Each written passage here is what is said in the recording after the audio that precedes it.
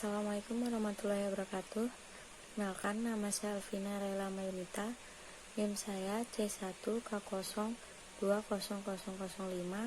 Saya dari kelas budidaya perairan A.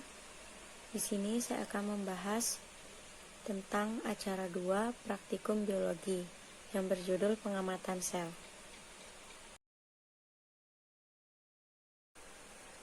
Tentunya banyak sekali perbedaan antara sel hewan dan sel tumbuhan. Di sini saya akan menjelaskan beberapa perbedaan antara sel hewan dan sel tumbuhan. Yang pertama itu kita lihat dari dinding selnya.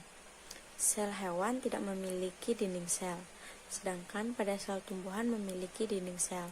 Dinding sel sendiri berfungsi sebagai mempertahankan bentuk sel dan memberi perlindungan terhadap sel. Yang kedua itu ada vakuola. Sel hewan memiliki vakuola yang berkurang kecil, bahkan ada beberapa hewan yang tidak memiliki vakuola. Sedangkan pada sel tumbuhan memiliki vakuola yang berkurang besar. Semakin besar umur tumbuhan, maka semakin besar juga vakuola pada tumbuhan. Vakuola sendiri berfungsi sebagai untuk mempercadang makanan, sisa reaksi kimia, mempercadang air, dan lain sebagainya. Yang selanjutnya itu ada plastida. Sel hewan tidak memiliki plastida, sedangkan pada sel tumbuhan memiliki plastida. Plastida sendiri berada pada sel tumbuhan mengandung kloroplas, kromoplas, leukoplas.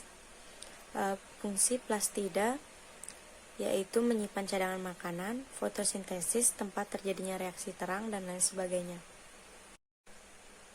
Selanjutnya ada sentriol.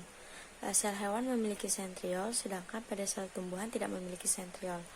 Fungsi sentriol yaitu untuk mengatur polaritas, pembelahan sel, dan membentuk silia serta tragea dan pemisahan kromosom saat pembelahan sel. Yang selanjutnya ada lisosom. Lisosom pada sel hewan memiliki lisosom, sedangkan pada sel tumbuhan tidak memiliki lisosom. Lisosom sendiri berfungsi untuk membantu pencernaan zat dalam sel hewan.